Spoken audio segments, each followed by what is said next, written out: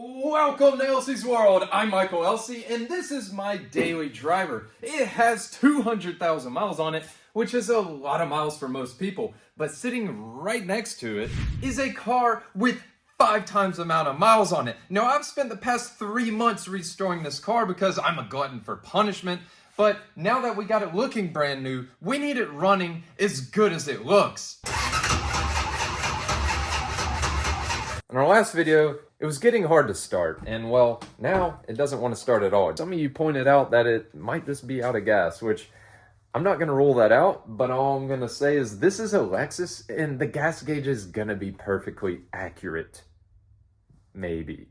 Since I suspect the car is not getting enough fuel, I decided the easiest thing to do is have a peek inside the fuel tank, see if the fuel pump is submerged in fuel, and I need to make sure there's no rust inside the tank before adding more fuel. I broke the seal. It smells raunch. If you know what really old fuel smells like, this is it. You probably smell it through the camera. Let's see what we got.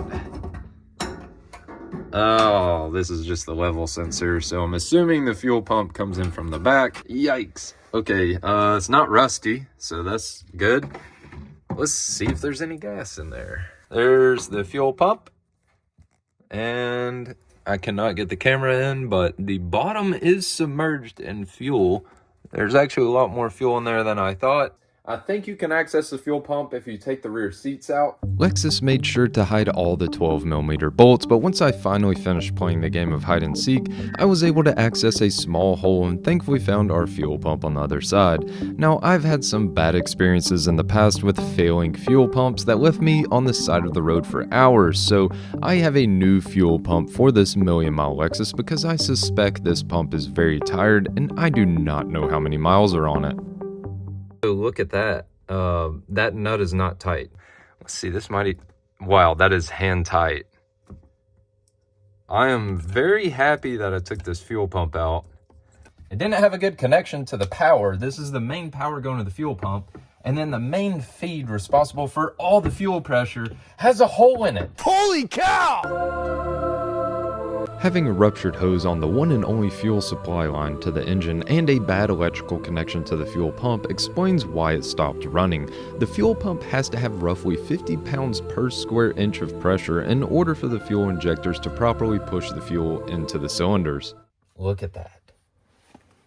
I think this explains why it was coughing when you tried to start it, like it was being starved of fuel. And this is submersible hose.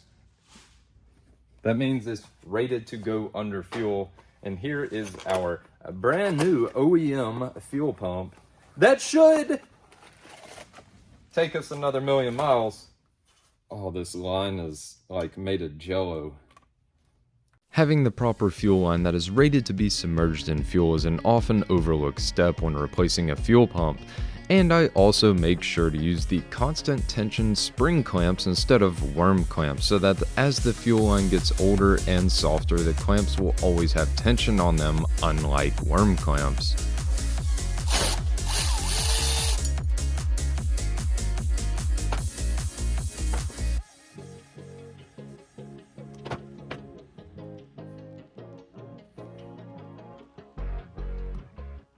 All right, this guy's ready to go back in. This is the heart of the Million Mile Lexus. This is what pumps the blood to the engine to keep this thing going. So let's drop this back in and keep this heartbeat nice and fresh.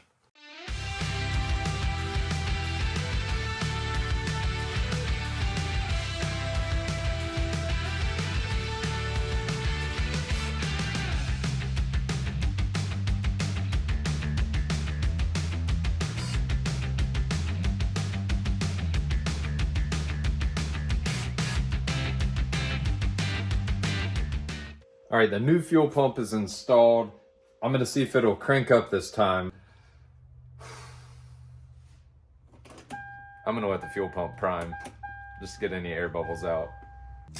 Little nervous? Yes, I did not kill the Million Mile Lexus. It's alive.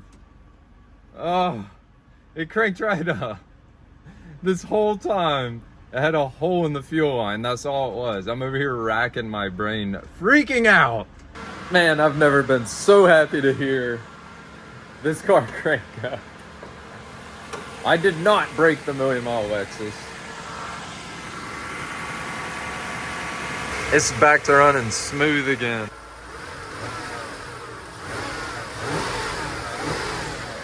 Even with the duct tape, it's still running good.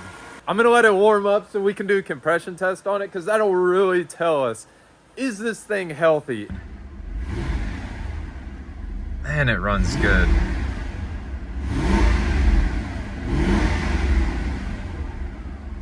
And yes, I saw your comments. I did adjust the hood bumpers up, so it looks way better now. I take a moment to put in some fresh fuel and check over all the lights to make sure everything is working. And now it's time to remove the air intake ducting and engine cover so I can access the spark plugs to perform our compression test.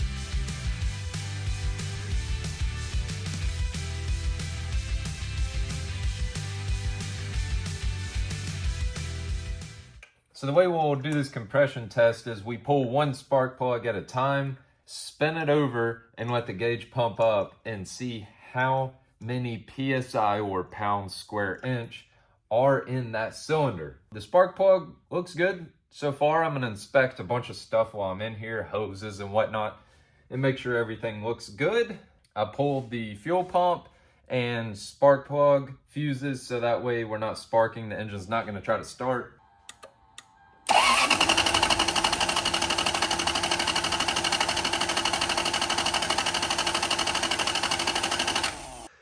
$220-ish. Okay, if all the cylinders are this good, then this car is gonna go 5 million miles. Oh, you healthy girl. Look at that. Number one we just did. So it should be 142 PSI, but number one we're showing 220 PSI, which that is a very cheap compression tester. It might be reading a little high. All right, so I'm just gonna go down the line.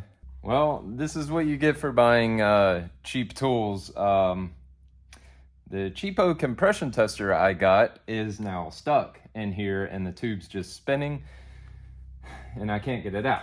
I don't know what else to do other than just yank this hose off.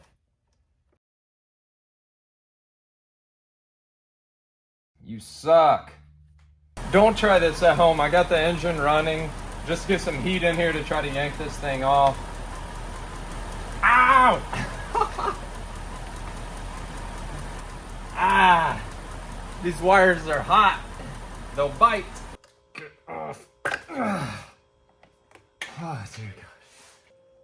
Well, now we have the adapter stuck in there. I got a 12-point socket. That way there's more teeth to try to bite onto it. Well, I got it loose. I didn't have to hammer anything on. It's like brass or copper, so the magnet's not working.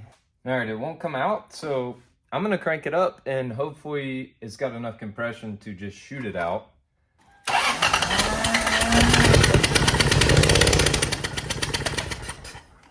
I saw it shoot out somewhere. There it is. That was dumb. Things don't always go to plan. And we're back. I borrowed a compression tester from a friend, so we're gonna go back and retest number one to see what it says, because there's a lot of inconsistency with these cheap compression testers. All right.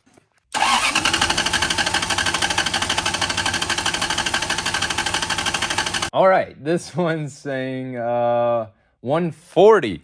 So as you can see, that's a huge difference in these compression testers. So that's still a very acceptable number.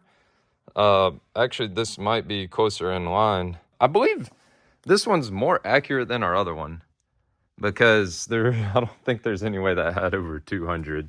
Now we want to make sure they're all around 140. If they're all around 140, we can all drink champagne and celebrate.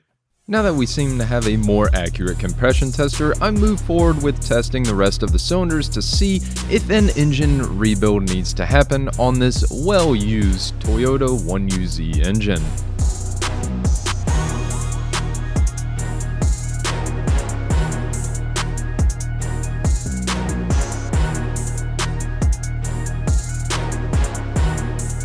Alright, we just did our last compression test on number 8.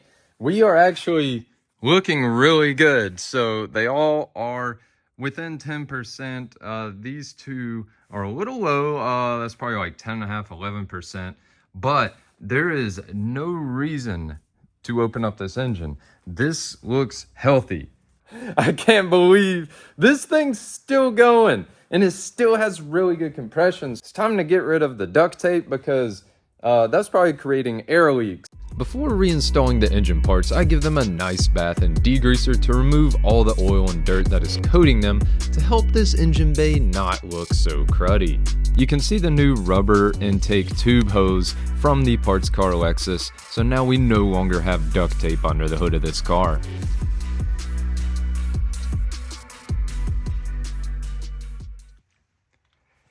First drive in the Million Mile Lexus! Ready? Let's go! Alright guys, time for the first drive in the new Million Mile Lexus. Woo! Let's go! Oh yes! Oh, this car is so good. It's so smooth. Everything is working. The throttle feels perfect. The beast is awakened. The Million Mile Lexus lives on. That a girl, Millie. That a girl. What better place for a test drive than a racetrack? Mid-Pond Raceway. Let's see how this thing does in a real driving environment. So obviously the suspension is very soft, which is quite nice. It feels like a boat. I'm the captain of the Titanic! This is not a fast car, but it does have some pep to it. I'm just blown away. This is the coolest thing ever. You know what? Let's open up the sunroof, shall we? Freddie, you're gonna love this car. Like, this is the ultimate daily driver. Oh, so much body roll.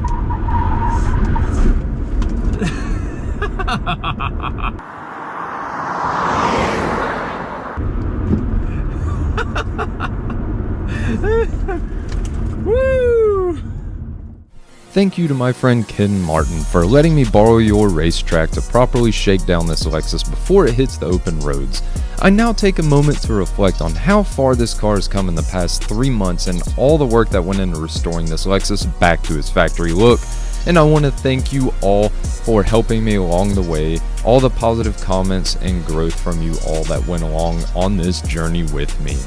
There is one last problem though. These wheels are really bothering me, but one of you gave me a really good idea. A lot of good ideas out there in the comments. I appreciate you guys commenting, but for now, I'm gonna clean these wheels and tires, and I think with the fresh center caps off the parts car, it'll look a lot better.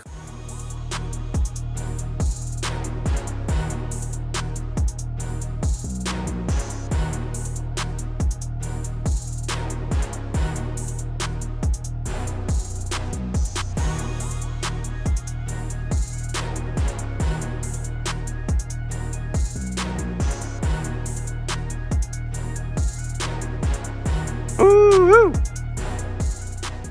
man, those center caps went a long way. The Million Mile Lexus has been resurrected. And like most projects, they're never really done. And if you're curious as What is the fate of the Million Mile Lexus? What happens now? Where does it go from here? This car is going to go across the country to go see someone who has no idea what's going on.